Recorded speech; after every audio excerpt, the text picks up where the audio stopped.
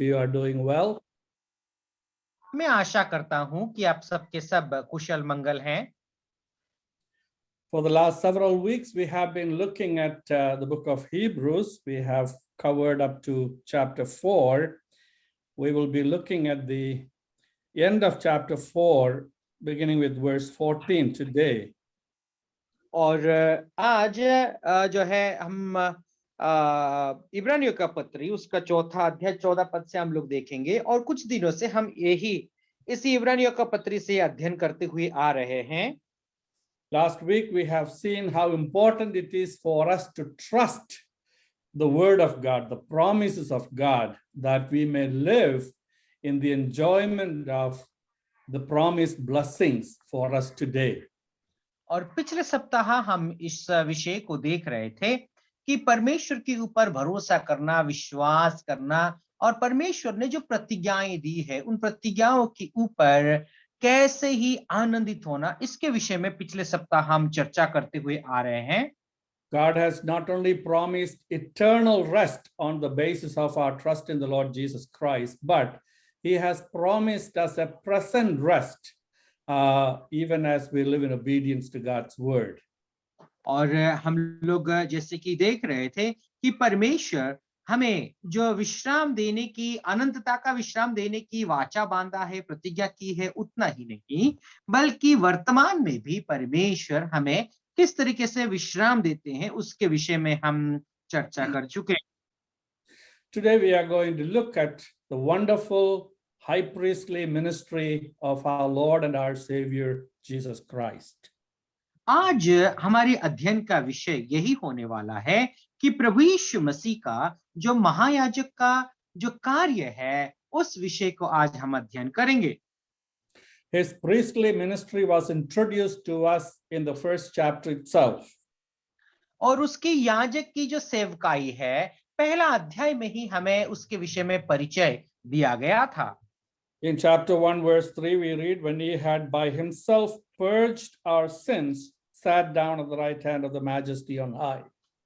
और पहला अध्याय का तीसरा पद में हम इस तरीके से पढ़े थे, वो उसकी महिमा, वह उसकी महिमा का प्रकाश और उसके तत्व की छाप है, और वह सब वस्तुओं को अपनी सामर्थ्य के वचन से संभालता है। वह पापों को धोकर ऊंचे स्थान पर महामहिमन के दाहिने जा बैठा। And also in chapter 2 verse 17 we read of that the fact that our high priest has made propitiation for our sins. और हम दूसरा अध्याय का 17 पद में भी हम लोगों ने देखा है कि हमारा जो महायाजक है हमारा पापों के लिए प्रायश्चित किया है। And in chapter 4 verse 14 on, we see that this high priest of ours, who has done all that was needed for our redemption, who made propitiation for our sins, is a sympathetic high priest who is presently interceding on our behalf. His ministry is a present ministry and it continues forever. और हम लोग क्या देख सकते हैं कि चौथा अध्याय 14 पद से हम लोग देखते हैं कि प्रभु यीशु मसीह का उस महायाजक की सेवकाई को हम लोग देख सकते हैं। वो महायाजक का सेवकाई वर्तमान तक का प्रभु यीशु मसीह कार्य करता है। In chapter 3, in the first part of it, we are asked to consider the apostle and high priest of our confession. और तीसरा अध्याय का पहला जो वचन थे उसमें हम लोग देखे थे कि प्रभु यीशु मसीह का उस प्रेरित और महायाजक के विषय को हमें अंगीकार करने की आवश्यकता है। We are to consider this high priest. We are to meditate on his ministry. We need to recognize what he is doing and understand the extent of that work that he is doing on our behalf. और इस विषय को भी हमें समझना है कि वर्तमान में जो सेवकाई प्रभु यीशु मसीह कर रहा है उस विषय को हमें ध्यान देना है, उस विषय को हमें समझने की आवश्यकता है। The more we know about this high priest and his substitutionary sacrifice and the present intercession for us, it would strengthen our faith and also it would strengthen us in our daily walk.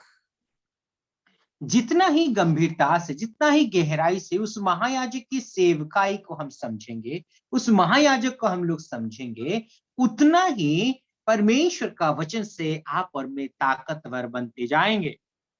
So far we have seen that he is greater than the prophets, greater than the angels, greater than Moses himself.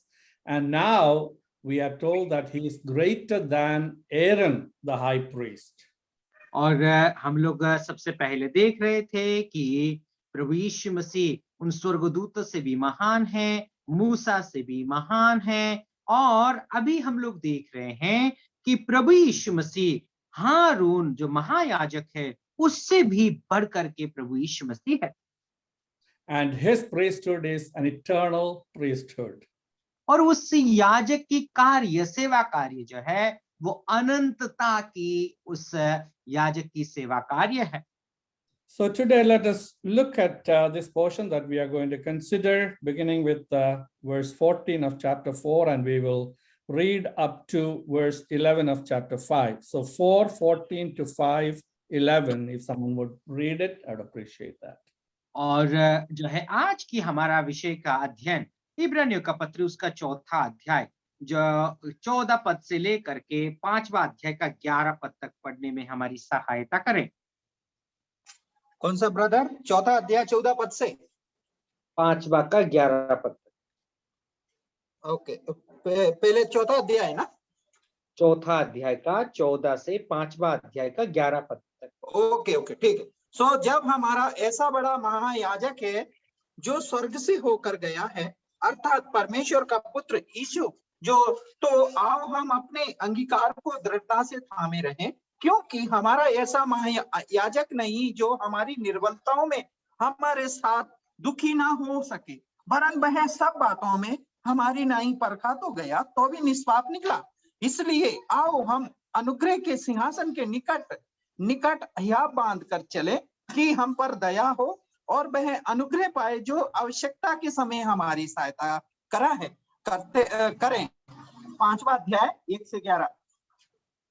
क्योंकि हर एक महायाजक मनुष्यों में से लिया जाता है और मनुष्यों ही के लिए उन बातों को विषय में जो परमेश्वर से संबंध रखती हैं ठहराया जाता है कि भेंट और पाप बलि चढ़ाया करे, और वह और भूले भटकियों के साथ नरमी से व्यवहार कर सकता है, इसलिए कि वह आप भी हमारी निर्बलताओं से घिरा है। और इसलिए उसे चाहिए कि जैसे लोगों के लिए वैसे ही अपने लिए भी पाप बलि करे। और यह आदर का पद कोई अपने आप से नहीं लेता जब तक कि हारून की नाई परमेश्वर की ओर से ठहराया ना जाए। वैसे ही मसीह ने भी महायाजक बनने की बड़ाई अपने आप से नहीं ली, पर उसको उसी ने दी जिसने उससे कहा था कि तू मेरा प्रिय पुत्र है, आज मैंने ही तुझे जन्माया है। वह दूसरी जगह में भी कहता है, तू मलकीसदक की रीति पर सदा के लिए याजक है। उसने अपनी देह में रहने के दिनों में ऊंचे शब्द से पुकार कर और आंसू बहा कर उससे जो उसको मृत्यु से बचा सकता था प्रार्थनाएं विनती की, और भक्ति के कारण उसकी सुनी गई। और पुत्र होने पर भी उसने दुख उठाकर आज्ञा माननी सीखी और सिद्ध बनकर अपने सब आज्ञा मानने वालों के लिए सदा काल के उद्धार का कारण हो गया। और उसे परमेश्वर की ओर से मलकीसदक की रीति पर महायाजक का पद मिला। इस कारण इसके विषय में हमें बहुत सी बातें कहनी है जिनका समझाना भी कठिन है, इसलिए कि तुम ऊंचा सुनने लगे हो। Thank you. What an encouraging portion of scripture. तो यहाँ पर हम लोग देखते हैं कितना उत्साह देने वाली परमेश्वर की वचन। It speaks of the all sufficiency of our great high priest. और ये जो वचन है परमेश्वर जो प्रभु यीशु मसीह की महायाजक की कितनी सामर्थ और परिपूर्णता को दर्शाती है। He is sufficient for our salvation. He is sufficient for our sanctification. And we know that He is sufficient to glorify us and take us to be with Him. और वो परमेश्वर हमारे जो उद्धार के लिए सक्षम है, हमें दया दिखाने के लिए सक्षम है और हमें महिमान्वित करने के लिए भी सक्षम है, हमें संसार से ले जाने के लिए भी सक्षम है। His ministry now is not on this earth, but in heaven itself on our behalf. और प्रभु का जो सेवकाई संसार में ही नहीं बल्कि हमारे बदले स्वर्ग में भी वो सेवकाई करते हैं। He is ministering in the tabernacle, the real tabernacle in heaven itself. और वो जो मेल मिलाप की तंबू है, वास्तव में जो मेल मिलाप की तंबू है, उस मेल मिलाप के तंबू में वो सेवकाई स्वर्ग में करते हैं। In verse 14 of chapter 4, we read, seeing then that we have a great high priest, he is called a great high priest. और चौथा अध्याय का 14 पद में हम इस तरीके से पढ़ते हैं कि ऐसा बड़ा महायाजक है, वो महायाजक है, बहुत बड़ा महायाजक है। The reason why he is called a great high priest is because unlike Aaron, his ministry is superior in every aspect of his ministry. और हम लोग क्या देख सकते हैं, क्यों वो बड़ा महायाजक है और सबसे ऊपर में है, इसीलिए क्योंकि हारून से भी वो जो सेवकाई करते हैं उससे बढ़ करके उसने उस महायाजक की सेवकाई को किया है। We are told that he has passed through the heavens. That means he is exalted to the right hand of God. He is the exalted high priest. और हम लोग क्या देख सकते हैं ना, वो जो महायाजक है वो स्वर्ग के और वो होते हुए गुजरा है, उसका मतलब वो स्वर्ग के और जो सेवकाई है उस सेवकाई को वो करते हैं, इसीलिए वो महायाजक है, बड़े महायाजक है। Through his substitutionary sacrifice, he has made propitiation for our sins, and we know that he is the one who is raised from the dead and is exalted to the right hand of God. और हम लोग देखते हैं कि प्रभु यीशु मसीह जो महायाजक है वो हमारे पापों का प्रायश्चित किया है और वो प्रायश्चित करने के वजह से ही वो सर्वोच्च परमेश्वर अभी बन गया है। And in the next part of that verse 14, we are told he is Jesus, the Son of God. Both his humanity and his deity is emphasized here. और हम लोग क्या देख सकते हैं, चौथा अध्याय का दूसरा भाग में देखते हैं कि अर्थात परमेश्वर का पुत्र यीशु, तो हम लोग देखते हैं कि जो है एक मनुष्यत्व को भी देखते हैं और जो है दैविक बात परमेश्वर को भी हम लोग देख सकते हैं। उसका मतलब मनुष्य और परमेश्वर दोनों गुण को यीशु मसीह में हम पा सकते हैं। And the one who is perfectly qualified to represent us before God and to represent God before us.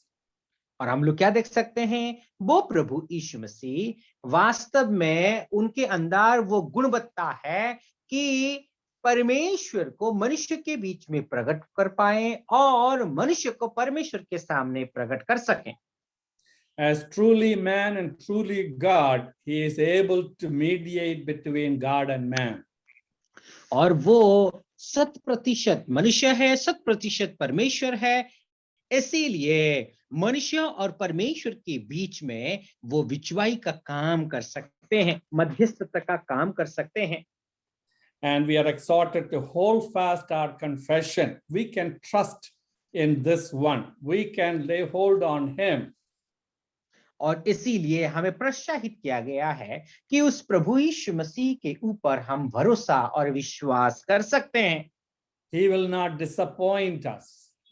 और वो कभी हमें निरुत्साहित नहीं करेगा। Because his work is perfect on our behalf. क्योंकि उसका जो वचन है वो वचन वास्तव में सिद्ध है।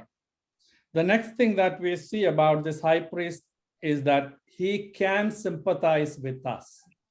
और जो दूसरा व अगला विषय उस महायाजक के विषय में हम लोग देख सकते हैं कि वो हमारी निर्बलताओं में वो हमारे साथ दुखी हो सकता है।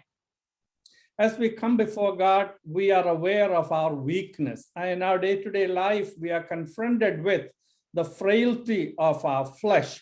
And we recognize that we need help in our day-to-day life. और हमारी जो रोजभरी जीवन है, हमारी जो व्यवहारिक जीवन है, हम इस बात को समझते हैं कि हम जो इंसान हैं, हम निर्बल हैं, हम कमजोर प्राणी हैं। We need somebody who can understand us, who can sympathize with us, who can relate to our needs. और इसीलिए हमें ऐसे एक व्यक्ति की आवश्यकता है जो हमारी इन निर्बलताओं में हमारी मदद कर सके, हमारी दुखी अवस्था में, हमारे दुखों के समय में वो हमारे साथ दे सके। As the one who came to this sin-stricken world, as the one who lived on this earth among sinful humanity, as the one who has confronted all kinds of challenges that human beings confront, and as the one who suffered and died for us, he indeed is all sufficient for us, and he indeed is the one who can sympathize and help us.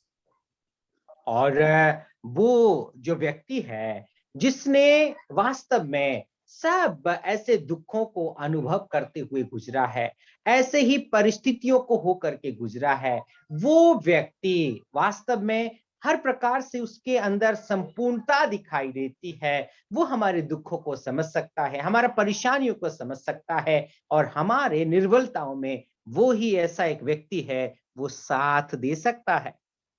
In Isaiah 53, he is described as a man of sorrows and acquainted with grief. Uncle, what is the reference? 5? Which one? 53. In Isaiah 53, he is described as a man of sorrows and acquainted with grief. और जो है हम यशायाह नबी का पुस्तक उसका 53वां अध्याय में इस तरीके से हम लोग देखते हैं, वो व्यक्ति एक दुखी पुरुष है और वो व्यक्ति वास्तव में दुखों के साथ वो उस अनुभव को करते हुए गुजरा है करके देखते हैं। When we think of his sorrows, we think of his suffering on the cross, but we see that from the very moment that he stepped into this earthly realm, he was confronted with things that would grieve his heart, because his soul was sinless. He was sinless, and he lived in the midst of a people that are sinful. So throughout his life, he was grieved in his heart because of the sin that surrounded him.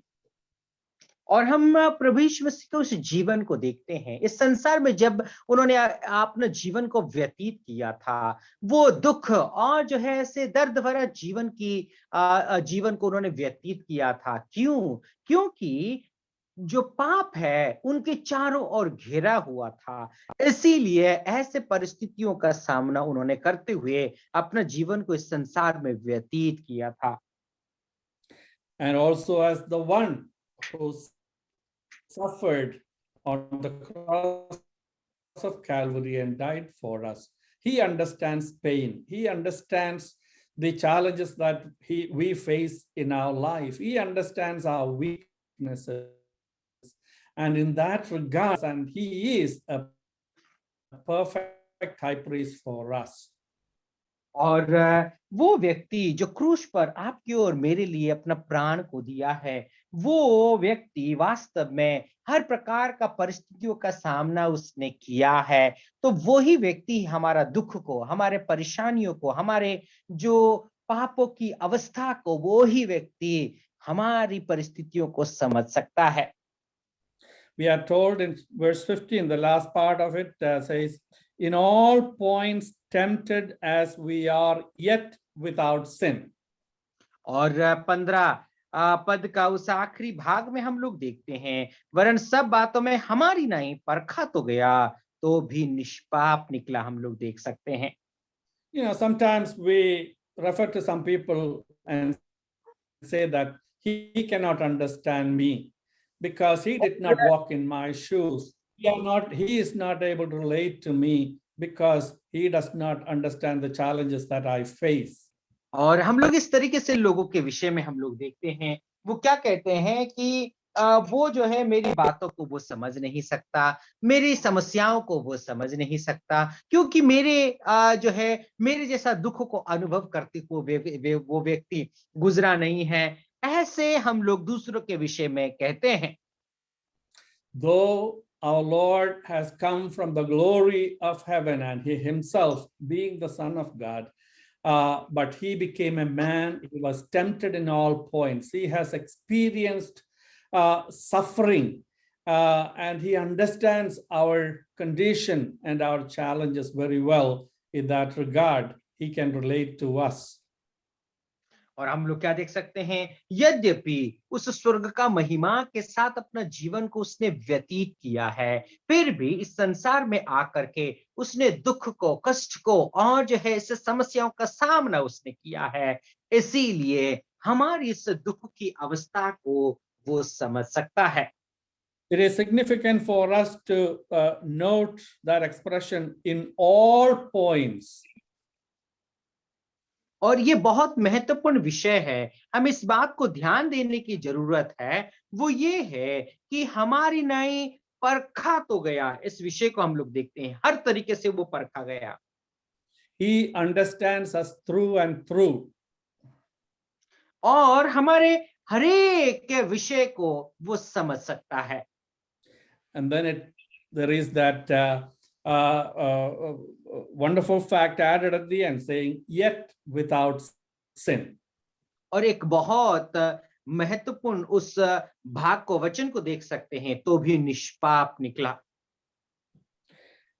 And then we are told in verse 16 that he is ready to help us in time of need. और 16 पद में हमें इस तरीके से कहा गया है कि हमारी जरूरत के समय, हमारी आवश्यकताओं के समय वो मदद करने के लिए तैयार है। So let us therefore come boldly to the throne of grace. इसीलिए ही आपके साथ उस अनुग्रह के सिंहासन पर हम आए। It is a throne of grace. और ये अनुग्रह का सिंहासन है। It is a throne from where we receive unmerited favor.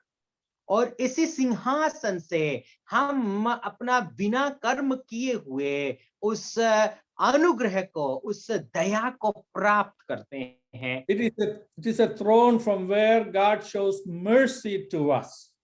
और वही जो सिंहासन है, उसी सिंहासन से परमेश्वर अपना करुणा को दिखाता है।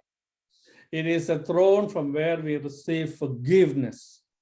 और वही सिंहासन है, उसी सिंहासन से हमें पाप की क्षमा मिलती है। It is a throne from where we receive restoration. और यही सिंहासन से हम उद्धार को प्राप्त करते हैं। In 1 John chapter 1, we are told that chapter 2, we are told that if we say we have no sin, we lie, and the truth is not in us. But if we confess our sins, he is faithful and just to forgive us our sins and to cleanse us from all unrighteousness. और पहला यूहन्ना उसका 1 का 8 और 9वां पद में हम इस तरीके से पढ़ते हैं कि यदि हम पाप नहीं करते हैं करके कहेंगे तो हम झूठ बोल रहे हैं, हम जो है झूठा ठहरेंगे। लेकिन यदि अपना पापों को कबूलेंगे तो वो परमेश्वर हमारी पापों को, हर प्रकार की पाप को क्षमा करने के लिए विश्वास योग्य है।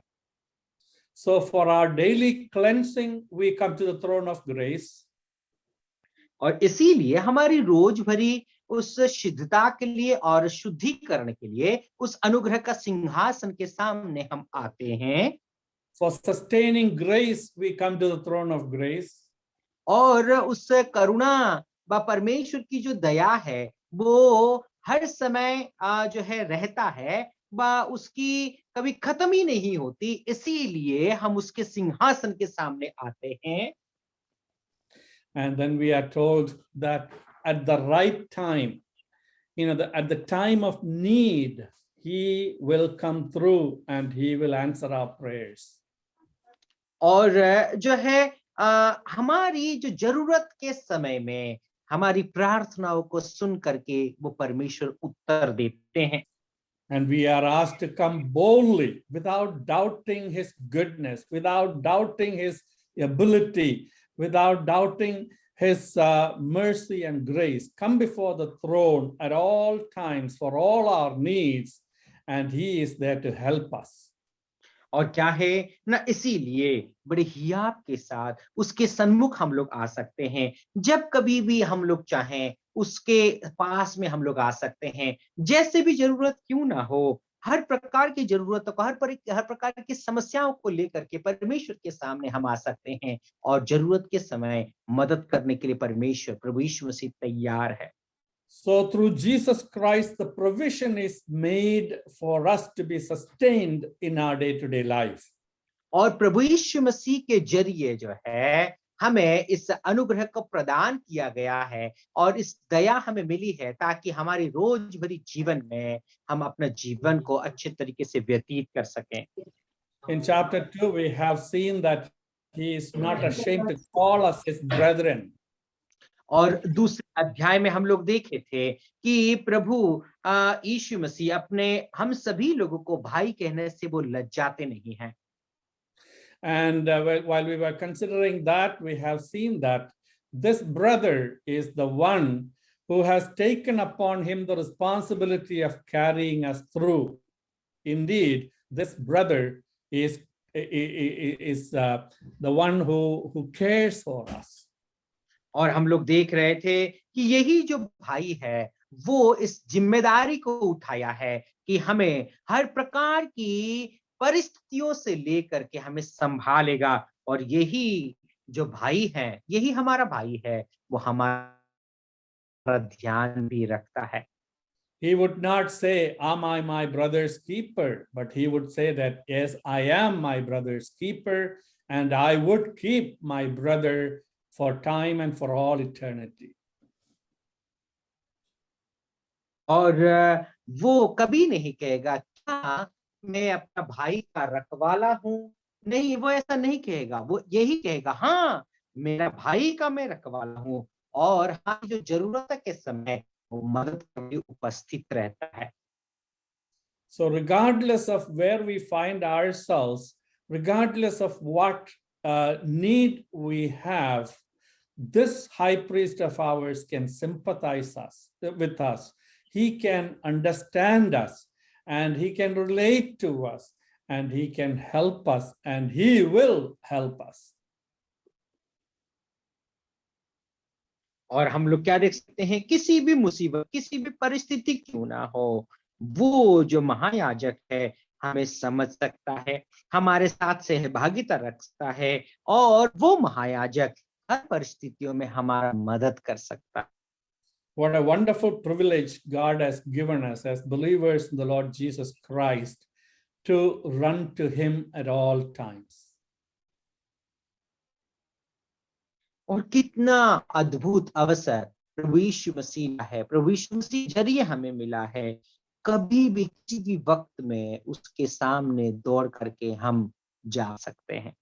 He would never tell us that, why are you running to me all the time?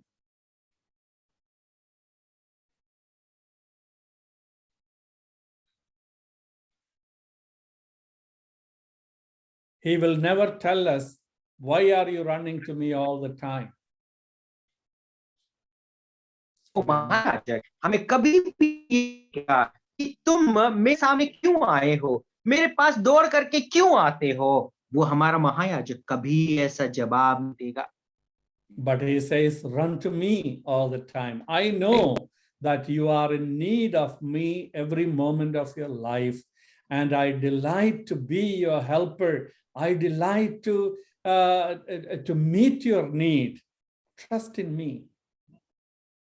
और वो महायाजक जो है हर समय वो यही कहेगा, मेरे पास तुम दौड़ करके आओ, मदद के लिए दौड़ करके आओ, मैं जो है तुमको मदद करूंगा और मेरा जरूरत तुमको है, मैं जो है मदद करने के लिए बहुत खुश होता हूँ, मुझे बहुत अच्छा लगता है तुम्हें मदद करके।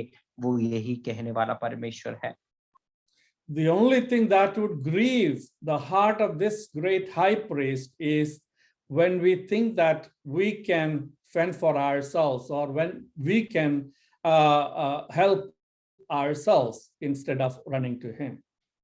और एक ही एक विषय उस महायाजक को दुख करता है, वो विषय यही है कि हम जब अपने आप में सोचते हैं कि मैं तो अपना काम को मैं खुद कर सकता हूँ, मैं अपना जिम्मेदारियों को खुद उठा सकता हूँ, तभी वो उसको परमेश्वर को प्रभु यीशु मसीह को दुखी करता है।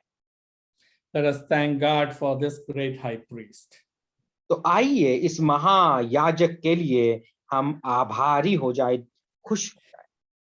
Now we come to chapter 5, and there we see the qualification of a high priest. और 5वां अध्याय के जब हम लोग आते हैं, उस महायाजक की योग्यताओं को हम लोग देखते हैं। First thing that we see in first verse is every high priest is taken from among men. और 5वां अध्याय का पहला वचन में हम लोग जब देखते हैं, हर एक महायाजक को मनुष्य में से लिया जाता है, इस विषय को हम लोग पढ़ सकते हैं। He must be a man. और वो एक मनुष्य होने की आवश्यकता है। He must understand man. और वो मनुष्य को समझने की आवश्यकता है।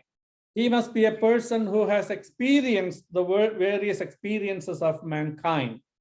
और वो व्यक्ति मनुष्य जैसे अनुभव करते हैं, ऐसे अनुभव से हो करके गुजरा हुआ एक व्यक्ति होने की आवश्यकता है।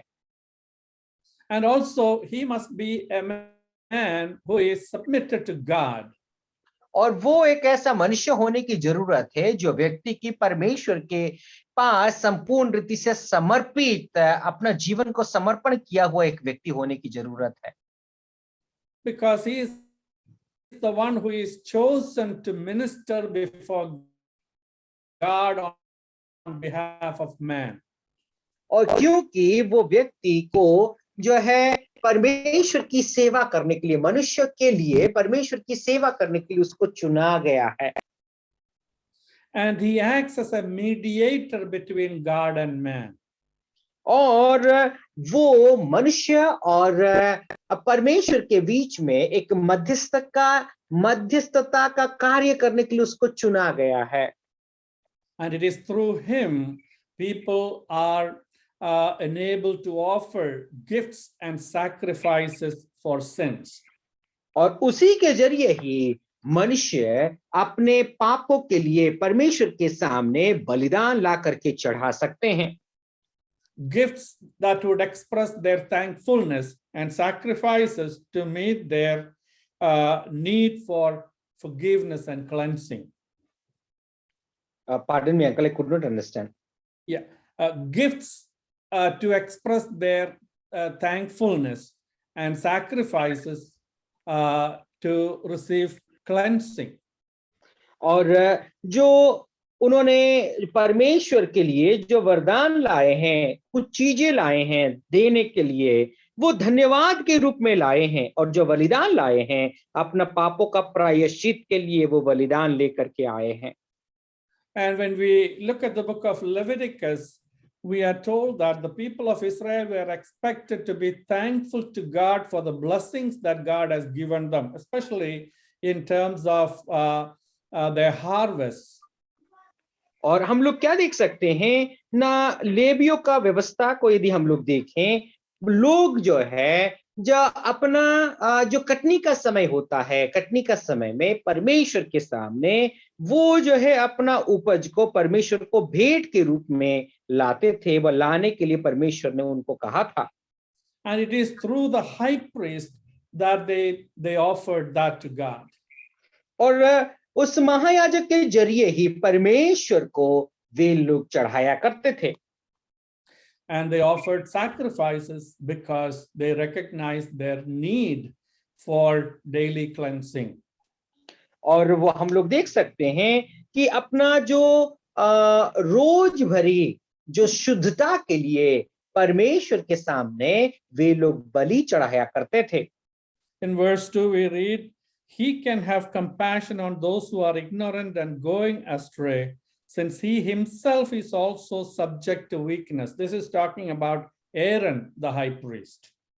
और हम लोग क्या देख सकते हैं दूसरा पद में, वो अज्ञानों और भूले भटकों के साथ नरमी से व्यवहार कर सकता है, इसीलिए वो आप भी निर्बलता से घिरा है। ये किसके बारे में? हारून जो महायाजक, उसके बारे में यहाँ पर कहा गया है। So Aaron was compassionate high priest because he himself has gone through the struggles, the trials, and temptations as other people.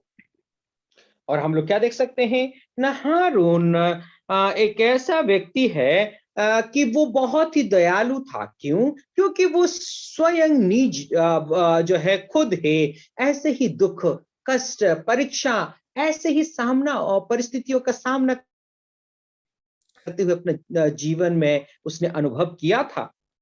He himself was a person. He was a person, or he himself acknowledged his need for the forgiveness of sins, and he offered sacrifices for himself. और इस बात को उसने कबूला था, मान लिया था कि उसको भी पापों की प्रायश्चित करने की आवश्यकता थी, उसको पाप की क्षमा की आवश्यकता थी। फिर बाद में क्षमा करने के बाद परमेश्वर के सामने वो बलिदान चढ़ाया करता था।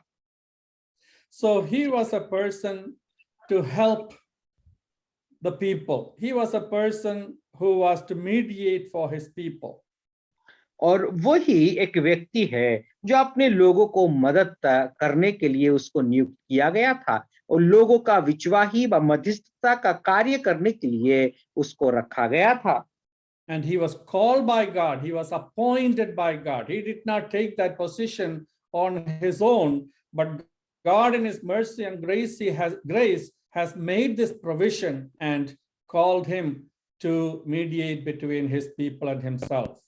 और हम लोग क्या देख सकते हैं? ना वो अपने आप ही वो आकर के सेवा नहीं किया, ये परमेश्वर के द्वारा उसको बुलाया गया था, उसको नियुक्त किया गया था। परमेश्वर अपनी करुणा, अपनी दया के अनुसार जो है उसको बुला करके अपनी सेवा के निमित्त उसको नियुक्त किया गया था।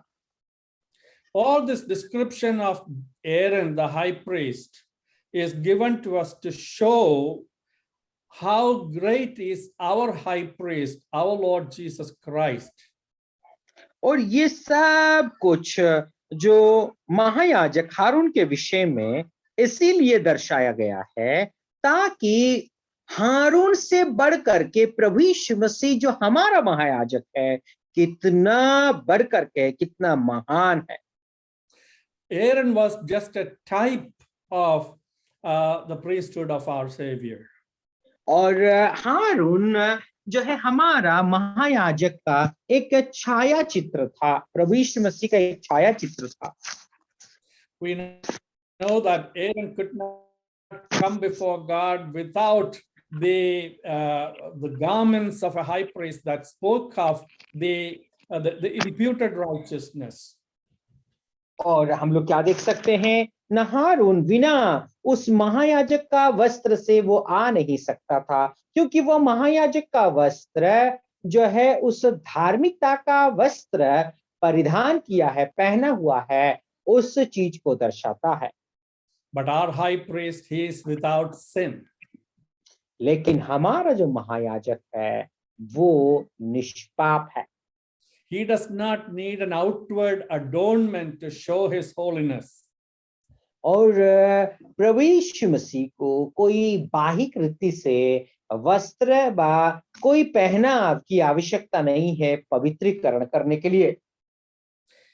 And then in verse 5 we read, so also Christ did not glorify himself to become high priest, but it was he who said to him, you are my son, today I have begotten you. In other words, even our Lord Jesus Christ, he did not take that position on his own, but he was appointed by God. और 5वां पद में हम लोग क्या देख सकते हैं, वैसे ही मसीहा ने भी महायाजक बनने की बढ़ाई अपने आप से नहीं ली, पर उसको उसी ने दी जिसने उसको कहा था कि तू मेरा पुत्र है, आज ही तूने मुझे आज ही आज मैं ही ने तुझे जन्माया है। इसका मतलब यही है कि प्रभु यीशु मसीह स्वयं उस महायाजक का पद को नहीं लिया, लेकिन उसको नियुक्त किया गया था, उसको दिया गया था। One question that is asked, how could Jesus Christ be the high priest? He is not of the tribe of Levi. He is not of the house of Aaron. और एक सवाल ये है कि प्रभु यीशु मसीह कैसे वो महायाजक बन सकता है, क्योंकि वो लेवी का गोत्र से नहीं है, वो हारून का वंश से व उस परिवार से भी वो नहीं है। And he is of the tribe of Judah, and no one exercised priesthood from the tribe of Judah. और हम लोग क्या देख सकते हैं, न प्रभु यीशु मसीह उस यहूदा का गोत्र से है, यहूदा का गोत्र से कोई भी महायाजक का कार्य को व याजक का कार्य को कोई नहीं कर सकता। So in order for him to be the high priest, he had to be appointed by God. और उसको यदि महायाजक बनने का है तो परमेश्वर के द्वारा नियुक्त किया जाना चाहिए। The second part of verse 5, you are my son, today I have begotten you. That has reference to both his incarnation and his resurrection. और हम लोग जो है उस वचन की आखिरी भाग में हम इस तरीके से देखते हैं, आज मैं ही ने तुझे जन्माया है। उसका मतलब ना जो है उसकी प्रभु यीशु मसीह की देह धारण उस अवस्था को दर्शाता है। Through his incarnation, he assumed humanity, he became a man, and now he can represent man. और क्या हम लोग देख सकते हैं, एक मनुष्य होने के नाते वो जो है मनुष्य को वो प्रतिनिधित्व कर सकता है। As the one who is raised from the dead, he has won victory over sin and Satan, and in that regard, he can represent us. और हम लोग क्या देख सकते हैं, न एक प्रभु यीशु मसीह उस मृत्यु में से जिलाया गया था और मौत और पाप और शैतान से उसने विजय पाया है, इसीलिए वो हमारे लिए वो मध्यस्थता का कार्य कर सकता है। Another qualification that we see about our Lord is found in verse 6, where it says, as he also says in another place, you are a priest forever according to the order of Melchizedek. 6वां पद में हम लोग इस तरीके से पढ़ते हैं, वो दूसरी जगह में भी कहता है कि तू मलकीसदेक की रीति पर सदा के लिए याजक है। Now, this is an interesting topic for us to consider. और ये बहुत ही एक महत्वपूर्ण विषय है, हमें इस विषय को ध्यान देने की आवश्यकता है। Melchizedek appears all of a sudden in the book of Genesis when Abraham came back from defeating those kings who took Lot and his family as captives. और हम लोग क्या देख सकते हैं, ना मलकीसदेक अचानक से वो जो है सामने आ जाता है। कब? ना जब अब्राहम ने जो राजाओं को हराते हैं, जिन्होंने लूत को अपहरण करके गुलाम बना करके लेके गए थे, उस वक्त मलकीसदेक दिखाई पड़ता है। There he came to welcome Abraham, and there Abraham gave tithes of all things to Melchizedek and honored him. और वहां पर हम लोग देखते हैं मलकीसदेक आकर के अब्राहम को स्वागत करता है, और वहां पर हम लोग देखते हैं कि अब्राहम ने मलकीसदेक को दशमांश देते हैं। There he was, we are told that he was both a priest and a king. और वहां पर इस तरीके से कहा गया है कि वो याजक भी था और उसके साथ साथ राजा भी था। He was the priest of the Most High God, and also he was the king of Salem. और हम लोग क्या देख सकते हैं, वो सर्वोच्च परमेश्वर का एक महायाजक था और सालेम का एक राजा भी था। So Melchizedek is unique in that regard because no one in the Old Testament held the office of a priest and a king at the same time. मल्कीसदेक एक अनोखा व्यक्ति है, क्योंकि पुराना नियम में यदि देखें, कोई भी व्यक्ति के पास याजक और राजा इन दोनों पद नहीं था। You probably remember what happened to King Uzziah. Being the king, he wanted to come into the temple to offer incense before God. और आप उजिया के विषय में तो जानते हैं कि वो एक राजा होने के नाते उस मंदिर में आकर के उस धूपदानी से परमेश्वर को धूप चढ़ाना चाहता था, तो उसका जीवन में क्या हुआ, आप तो इसके विषय में वाकिफ हैं। He was struck with leprosy and God judged him. और उसको जो है कोड़े के बीमार से वो पीड़ित हो गए थे, परमेश्वर ने उसको दंड दिया था।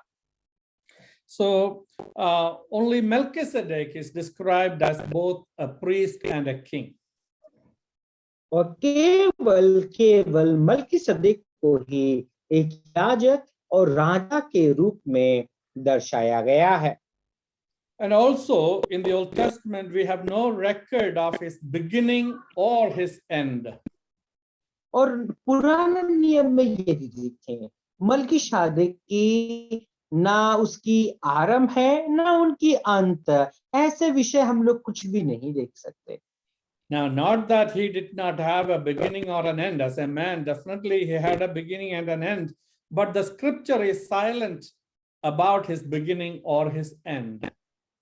और एक मनुष्य होने के नाते जरूर उनकी जो है शुरुआती है और उनकी अंत भी है, लेकिन परमेश्वर का वचन उनकी शुरुआत और अंत के विषय में नहीं बताता। The reason why he is portrayed as having no beginning or end is to show that he is a type of Jesus Christ and his priesthood. और हम लोग क्या देख सकते हैं, कारण ये था कि उसकी अंत और जो है उसकी शुरुआत और उसकी अंत के विषय में नहीं बताया गया, क्योंकि वो प्रभु यीशु मसीह का एक छाया चित्र को दर्शाता है। So through that portrayal, we understand that the Melchizedekian priesthood is an eternal priesthood. और इस चित्रण से हम समझ सकते हैं कि मल्कीसदेक की जो याजक की समाज है, वो अनंतता की एक याजक की समाज को दर्शाती है। And that is why here we are told that you are a priest forever according to the order of Melchizedek. और इसीलिए ऐसा कहा गया है कि तू मल्कीसदेक की रीति से सदा के लिए याजक है। So in Melchizedek, we have a picture of our Savior's priesthood. और इसीलिए मल्कीसदेक में प्रभु यीशु मसीह का उस याजक की पद के विषय में एक चित्रण को हम लोग देख सकते हैं। It is in Christ we see the reality of the eternal priesthood. और लेकिन प्रभु यीशु मसीह में ही उस सत्यता की और एक वास्तविक महायाजक व याजक की उस समाज को हम देख सकते हैं। And because he is a priest forever, we know that we do not need the mediation of a priest here on this earth. और क्योंकि वो एक सच्चा याजक है, इसीलिए इस संसार में कोई हमें एक याजक जो हमारा मध्यस्थता का कार्य कर सकता है, ऐसे याजकों का आवश्यकता नहीं है। It is true that we are asked to pray for one another. और ये बात सत्य है कि हम एक दूसरे की प्रार्थना करने की हमें कहा है, But we do not need a mediator between God and man other than this perfect mediator, this eternal mediator that we have between God and man.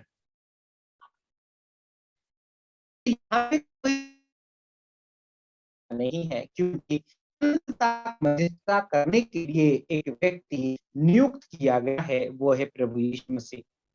So today, if anyone claims to be a mediator between God and man, who would insist that you should come through me, he is going against the word of God. He is teaching things that are contrary to the word of God. और कोई व्यक्ति आज यदि आकर के उस तरीके से दावा करता है कि मैं मध्यस्थ का कार्य करता हूं, आओ मेरे से ही प्रभु यीशु मसीह में जा सकते हो, तो वो व्यक्ति। And also we know that there are many who come through the mediation of Mary or through the saints or the papal office, and in so many ways people misunderstand the need and the provision that God has made for mankind. ऐसे लोग हैं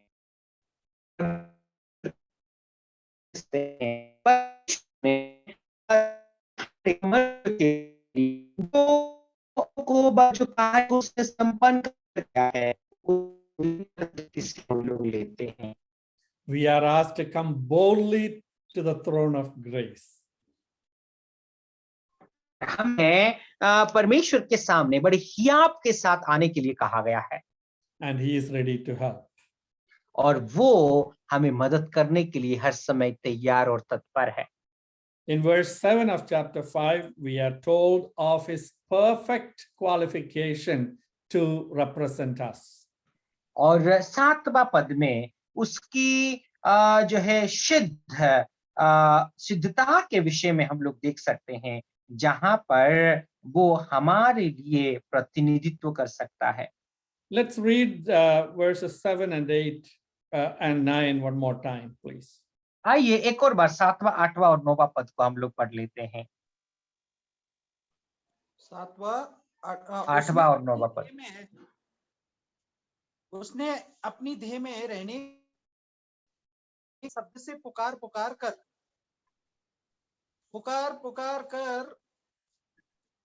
आंसू बहा कर उससे जो उसको मृत्यु से बचा सकता था प्रार्थनाएं और विनती की, और भक्ति के कारण उसकी सुनी गई, और पुत्र होने पर भी उसने दुख उठाकर आज्ञा माननी सीखी, और सिद्ध बनकर अपने सब आज्ञा मानने वालों के लिए सदा काल के लिए उद्धार का कारण हो गया।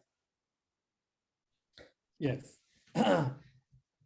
We know that our Lord, when he was on this earth, lived in total dependence on the Father.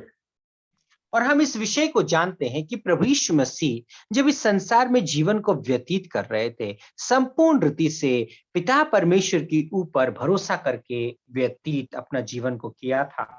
He spoke what he received from the Father. और प्रभु यीशु मसीह ने जो बोला वो बातें सब पिता परमेश्वर से उन्होंने प्राप्त किया था। So he continued to depend on God. इसीलिए हर समय परमेश्वर के ऊपर भरोसा करके अपना जीवन को व्यतीत किया था।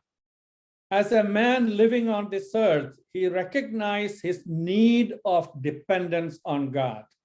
और जैसे कि एक मनुष्य के होने के नाते इस संसार में अपने जीवन को व्यतीत किया था, उस वक्त उन्होंने इस बात को अनुभव किया था, एक मनुष्य होकर के परमेश्वर के ऊपर भरोसा करने की व निर्भर करने की आवश्यकता है। So he perfectly understands our need for God's help.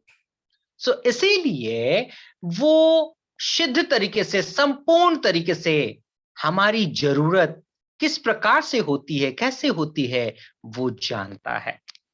And also, just before he went to the cross in the Garden of Gethsemane, we see that he cried unto God, saying, if it is your will, let this cup pass from me, but not my will, but thy will be done.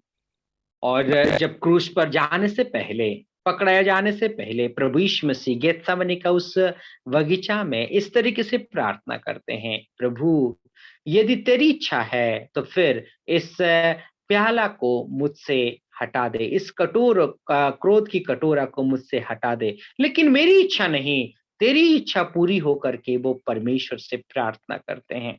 So from Bethlehem to Calvary, we see that he lived his life in absolute dependence on God, and he trusted in God. And in that regard, he understands all that we go through, all our needs and our dependence on God. और हम लोग क्या देख सकते हैं ना, Bethlehem से उस कालवरी का क्रूस तक संपूर्ण रीति से हर समय अपना जीवन को परमेश्वर के ऊपर निर्भरशील जीवन उन्होंने किया था। और वो जानता है कि हम किस तरीके से हमारे जीवन को व्यतीत करने की जरूरत है। हम भी अपना जीवन को संपूर्ण रीति से परमेश्वर के ऊपर भरोसा और विश्वास करके व्यतीत करने की आवश्यकता है। Even just before he went to the cross, he prayed to the Father that he might be saved out of death. और क्रूस पर जाने से पहले से भी उन्होंने प्रार्थना किया था उस मौत से भी एटलीस्ट उनको बचाया जाए। And he was heard. He was raised from the dead. और उनकी प्रार्थना सुनी गई और उस मौत से उनको बचाया गया था, पुनरुत्थित हुए थे। Based on all that the Lord has experienced, in verse 8 we read, though he was a son, yet he learned obedience by the things which he suffered. और 8वां पद में हम इस तरीके से पढ़ते हैं कि और पुत्र होने पर भी उसने दुख उठा उठाकर आज्ञा माननी सीखी। As the Son of God, he was perfectly obedient to the Father. और जैसे कि परमेश्वर का पुत्र होने के नाते उस पिता की हर बात को सिद्ध संपूर्ण तरीके से वो आज्ञा पालन किया था। He did not need to learn to obey God. He was obedient. और उनको आज्ञाकारी होने के लिए सीखने की आवश्यकता नहीं, वो संपूर्ण रीति से परमेश्वर का आज्ञाकारी थे। And even when he assumed humanity, we see that he was obedient to the Father. और जब हम लोग क्या देख सकते हैं ना, एक मनुष्य रूप लेकर के इस संसार में जब अपने जीवन को व्यतीत किया था, उस समय भी पिता परमेश्वर का आज्ञाकारी थे। So what does it mean when it says he learned obedience? और उसका मतलब क्या है कि उन्होंने आज्ञाकारी होना सीखा। That is that through his very experience, he has experienced the cost of obedience.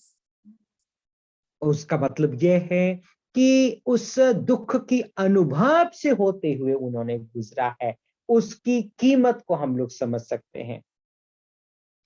And so as a human being, he learned what it means to obey God. और एक मनुष्य होने के नाते परमेश्वर का आज्ञाकारी कैसे किया जाना चाहिए, उस विषय को उन्होंने सीखा।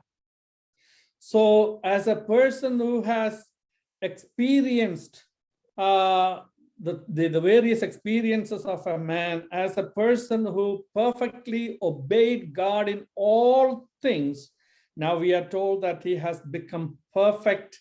He is perfected to become the author of eternal salvation. और हम लोग क्या देख सकते हैं, हर प्रकार के अनुभव से होते हुए गुजरे हैं, हर प्रकार के आज्ञाकारिता से होकर के गुजरे हैं। अभी हम लोग देखते हैं ये सब अनुभव से होकर के गुजरने के बाद वो क्या हुए हैं ना, उस उद्धार का प्रभु यीशु मसीह उद्धार का चट्टान बन गया है। He is perfectly qualified to be our Savior. और वो हमारे उद्धारकर्ता के रूप में जो है उद्धारकर्ता कहने के लिए वो बुलाने के लिए योग्य ठहरा है। And all that he experienced proved to us the fact that indeed he is a perfect Savior. He is fully qualified to be my Savior. और ये सब अनुभव से होते हुए उन्होंने गुजरा है, इसीलिए जो है मेरा उद्धार कर्ता कहलाने के लिए वो सिद्ध है और वो कहलाया जा सकता है, क्योंकि हर प्रकार का अनुभव से होकर के वो गुजरा है। And it says that he is the author of eternal salvation to all who obey him. और इसीलिए हम लोग इस बात को देखते हैं, जो लोग उसकी आज्ञा को पालन करते हैं वो लोगों के लिए वो उद्धार का करता है। He is our Savior. We have put our trust in him and we have recognized that he is all sufficient for all our needs in all our circumstances and for all time and for all eternity. और इसीलिए हर समय के लिए, अनंतता के लिए परमेश्वर हर प्रकार से वो संपूर्ण है, परिपूर्ण है, हमारे हर एक आवश्यकताओं को पूरा करने के लिए वो सिद्ध है, और वो भी एक दिन या 2 दिन के लिए नहीं, अनंतता के लिए वो हमारे हर एक आवश्यकताओं को पूरा कर सकता है। So just as Aaron was called by God and appointed by God, Jesus Christ, the high priest, he is called by God, appointed by God. So he is called by God as high priest according to the order of Melchizedek, verse 10. और हम लोग क्या देख सकते हैं, जैसे कि हम लोग देखते हैं मल्कीशदेक जैसे कि परमेश्वर के द्वारा नियुक्त किया गया था, बुलाया गया था, उसी तरीके से ही प्रभु यीशु मसीह नियुक्त किया गया था और उनको बुलाया गया था। वो हम लोग 10वां पद में पढ़ सकते हैं। इस तरीके से हम लोग 10वां पद में पढ़ते हैं, और उससे परमेश्वर की ओर से मल्कीशदेक की रीति पर महायाजक पद मिला। And later on we are told that the Aaronic high priest, they were just the shadows of the good things to come. और हम लोग आगे देखते हैं कि हारून का जो महायाजक जो पद है, जो विषय है, वो आने वाला समय की एक छाया चित्र थी करके हम लोग देख सकते हैं। And the priesthood of Christ, that is the real reality, or our acceptance before God is based on this high priest who made propitiation for our sins and who intercedes for us at the right hand of God. और हम लोग क्या देख सकते हैं ना, प्रभु यीशु मसीह का उस महायाजक जो पद है, याजक की समाज की जो पुजारी की जो पद है, वो हमें दर्शाता है कि हमारे लिए वो प्रायश्चित का कार्य किया है, वो हमारे लिए उद्धार का कार्य को किया है। Now we know that even the Old Testament, they were justified on the basis of the finished work of Christ.